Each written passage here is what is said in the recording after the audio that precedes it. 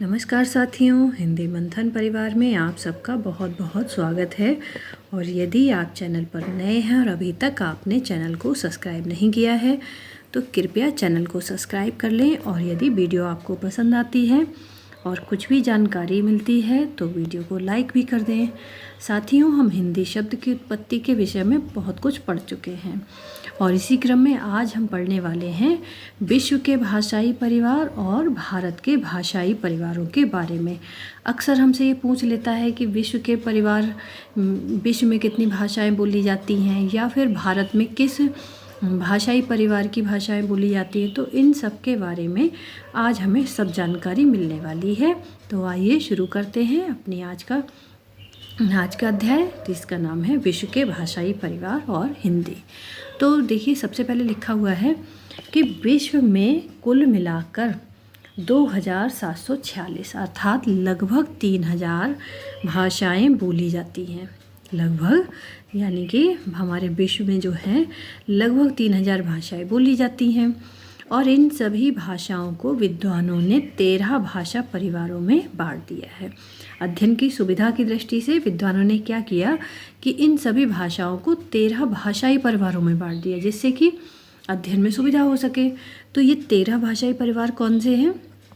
पहला है भारूपीय, फिर द्रविड़, चीनी, सेमेटिक, हेमेटिक, अमेरिकी या रेड इंडियन, ऑस्ट्रो एशियाटिक, इसे अग्नेयवी कहते हैं, आग्नेय, और काकेशियन, फिर आता है यूराल, अल्टाइक, सूडानी, बांट, बुशमैन, मलय, पॉलिनेशियन, और 13वां है हमारा जापानी कोरियाई। तो ये हमारे हो गए 13 भाषा परिवार।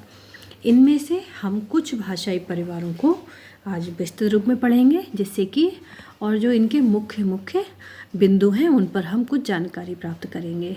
सबसे पहला हमारा भाषाई परिवार है भारूपीय भाषाई परिवार। भारूपीय भाषा परिवार में क्या है कि ये भारूपीय भाषाई परिवार जो है विश्व का सबसे बड़ा भाषा परिवार है और इसका क्षेत्र भारत है, यूनान है, ईरान है, माफ़ करिए ईरान, यूरोप का अधिकांश भाग और अमेरिका का कुछ भाग, ये आता है भारूपीय भाषा परिवार के अंतर्गत।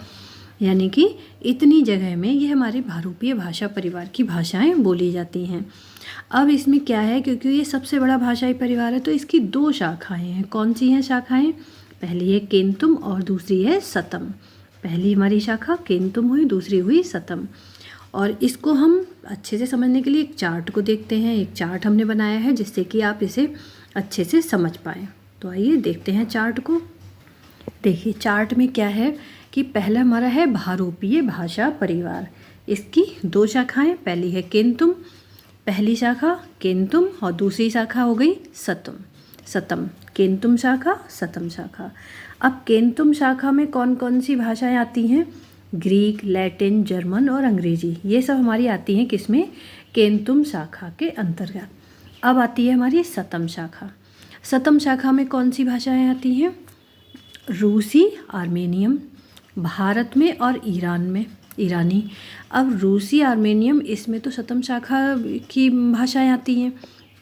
और भारत में ईरानी, भारत और ईरानी में इसमें कौन सी हैं? अब भारत में कौन कौन सी हुई? भारतीय, दरद और ईरानी। ये 3 शाखाएं फिर इसकी बट गई। सतम शाखा की 3 शाखाएं हुई। कौन सी? भारतीय, दरद और ईरानी। भारतीय में कौन सी आई? प्राचीन भारतीय भाषाएं, मध्ययुगीन भारतीय भाषाएं, आधुनिक भारतीय भाषाएं। इन सब के बारे में तो आपने सुन रखा होगा। लेकिन दरद शाखा में कौन सी आती है? कश्मीरी, शिड़ा और कोहिस्तानी। कश्मीरी तो हम सुन चुके हैं, एक होती है इसमें शिड़ा और एक होती है कोहिस्तानी। अब आती है हमारी ईरानी। ईरानी शाखा में क्या होती है? फारसी, ताजिक और पाश्तो। ये हमारी आती हैं ईरानी शाखा के अंतर्गत, जो कि भारत में बोली जाती हैं। अब हमारा आता है दूसरा भाषा परिवार, द्रविड़ भाषा परिवार।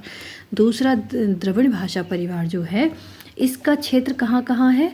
दक्षिण भारत में है, उत्तर भारत का कुछ क्षेत्र है और है पाकिस्तान। द्रविड़ भाषा परिवार ये कहाँ कहाँ बोली जाती हैं? द्रविड़ भाषाएं कहाँ? दक्षिण भारत में, उत्तर भारत के कुछ क्षेत्र में और पाकिस्तान में।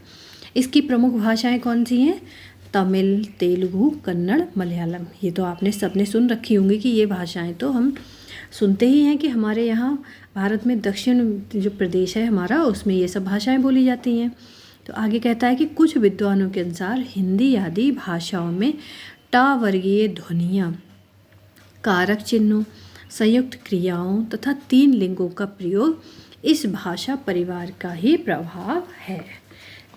मतलब कि कुछ विद्वानों ने ये कहा है कि जो हमारी भाषाएं हिंदी में जो है टा वर्ग की जो ध्वनियाँ हैं, कारक चिन्ह हैं, संयुक्त क्रिया है और 3 लिंगों का प्रयोग, ये सब जो है वो द्रविड़ भाषा के प्रभाव से ही हुआ है।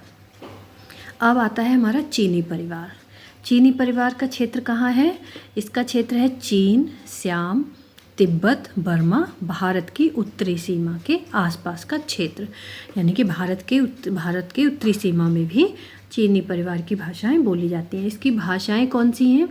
चीनी, श्यामी, बर्मी, तिब्बती, मंदारिन, गारो, बोडो, नागा, नेवारी, मणिपुरी, ये सब भाषाएं हमारी जो आती हैं वो आती हैं चीनी परिवार की भाषाओं के अंतर्गत। अब हमारा अगला आता है सेमेटिक हेमेटिक। इसका क्षेत्र कहाँ है? अरब, मिस्र, मोरक्को तथा मोरक्को के आसपास का प्रदेश और अफ्रीका का कुछ क्षेत्र भी इसमें आता है। और इसका एक पॉइंट है कि मूल बाइबल जो कि हिब्रू में लिखी गई थी, तो वो भी इसी परिवार की भाषा है। अब हमें ये समझ में आ गया कि हिब्रू जो है किस भाषाई परिवार की भाषा है? ये सेमेटिक और हेमेटिक परिवार की भाषा है। अब आती है हमारी ऑस्ट्रो एशियाटिक का क्षेत्र कहाँ है? ये है प्रशांत महासागर में व हिंद महासागर के द्वीपों में और भारत के कुछ क्षेत्रों में। ऑस्ट्रो एशियाटिक भाषा भी भारत के कुछ क्षेत्रों में बोली जाती है। इसकी मुख्य भाषा कौन सी है? मुंडा, मलय, निकोबारी। इसकी मुख्य भाषाएं हैं कौन सी होती हैं? मुंडा, मलय और निकोबारी।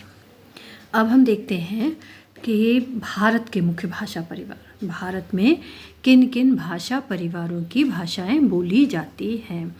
ये हमें बहुत अच्छे से ध्यान रखना होगा कि इस तथ्य को बार बार पूछा जाता है कि भारत में कितने भाषाई परिवारों की भाषाएं बोली जाती हैं। तो भारत में कुल 4 भाषा परिवारों की भाषाएं बोली जाती हैं। पहला है भारूपीय, दूसरी है द्रविड़, फिर चीनी और फिर है ऑस्ट्रो एशियाटिक। आगे क्या लिखा है देखिए कि आर्यों के आगमन से पूर्व भी विश्व की कुछ जनजातियां भारत आईं जिन्होंने भारतीय आर्य भाषाओं को गहराई से प्रभावित किया था। क्या कहते हैं कि भारत में जो आर्य आए थे, हमारे यहाँ तो यही मान्यता है कि भारत में जो आर्य आए थे उनसे पूर्व भी विश्व की कुछ जनजातियां भारत आईं जिन्होंने भारतीय आर्य भाषाओं को गहराई से प्रभावित किया।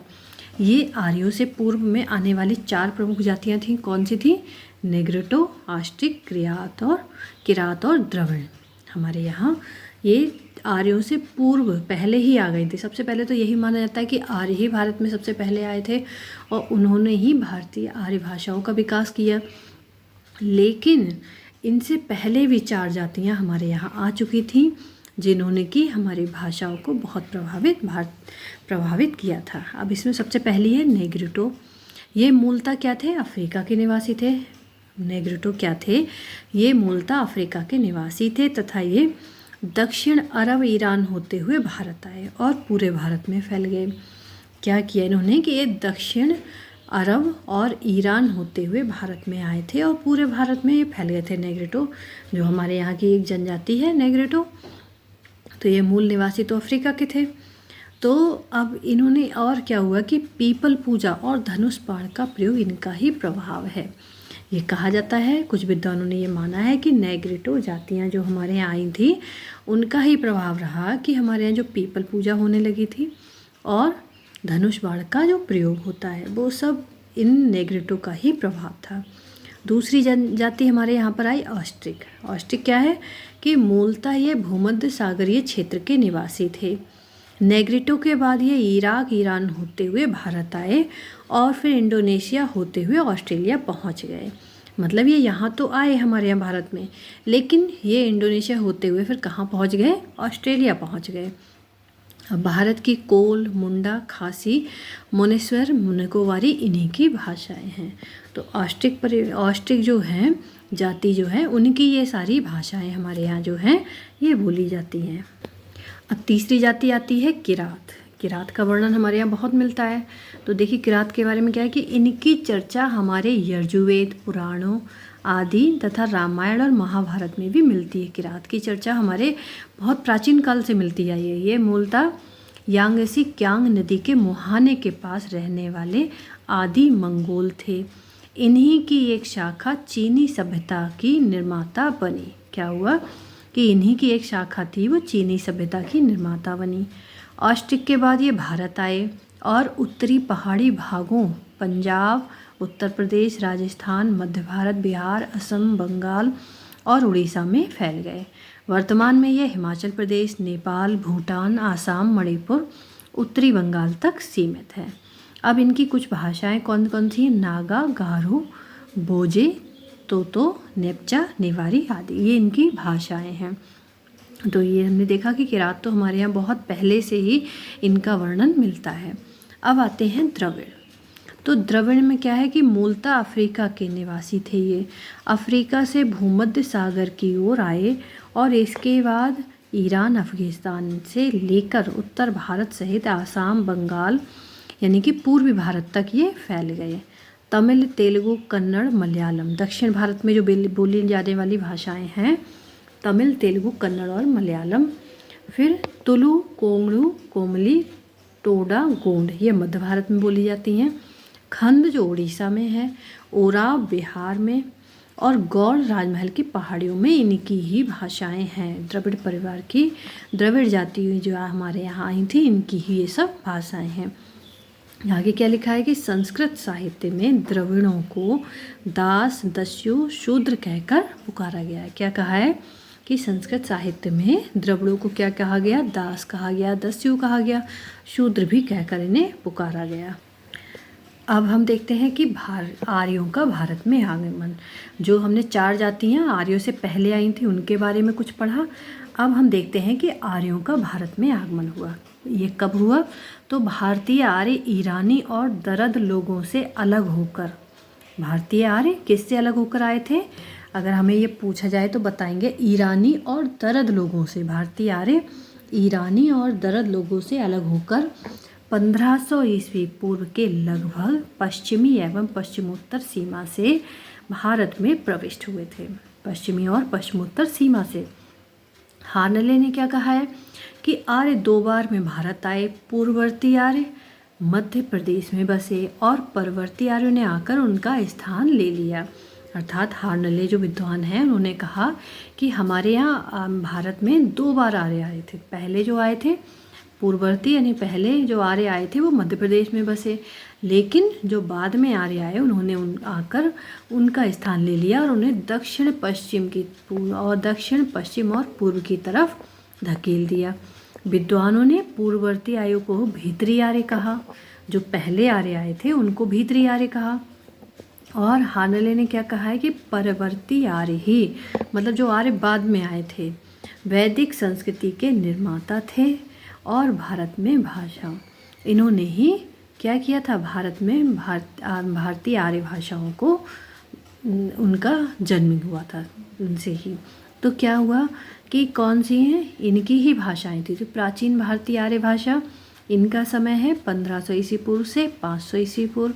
मध्यकालीन भारतीय आर्य भाषा, इनका समय है 500 ईस्वी पूर्व से 1000 ईस्वी तक। और आधुनिक भारतीय आर्य भाषा, इनका समय है 1000 ईस्वी से अब तक। तो भारतीय आर्य भाषाएं जो हैं वो हमारे परवर्ती आर्यों की ही देन है। तो साथियों, हमने इसमें देखा वीडियो में कि हमारे विश्व के भाषाई परिवार कौन से हैं और हमारे भारत में कितने भाषाई परिवारों की भाषाएं बोली जाती हैं। आर्यों से पूर्व हमारे यहाँ कौन सी जातियाँ आई थी और आर्यों के आगमन के बाद किन किन भाषाओं की उत्पत्ति होती है या कौन कौन सी भाषाओं का विकास हुआ। और इसके बाद अब हम अपने भारतीय आर्य भाषाओं के विषय में पढ़ेंगे। और वीडियो को पूरा देखने के लिए आपका धन्यवाद। और साथियों, वीडियो को पूरा देखा करिए, तभी आपको पूरी जानकारी प्राप्त होगी। ये सब छोटी छोटी चीज़ें ही होती हैं जो कि आगे कब हमारी परीक्षाओं में हमारे सामने आती हैं, ये हम समझ नहीं पाते हैं। तो हमें पूरी चीज़ों की जानकारी अपनी होनी चाहिए। तो साथियों, इसीलिए आप पूरा वीडियो देखा करें और यदि आपको अच्छा लगे तो वीडियो को लाइक भी किया करें। आपके लाइक नहीं आते हैं, इससे हमें थोड़ी सी मोटिवेशन की कमी रहती है। अगर आप अधिक से अधिक लाइक करेंगे तो हमें इससे मोटिवेशन मिलता है और हम इसी तरह अच्छी अच्छी जानकारी और अच्छे अच्छे टॉपिक आपके सामने लाते रहेंगे। मिलते हैं एक नए टॉपिक के साथ, तब तक के लिए नमस्कार, धन्यवाद।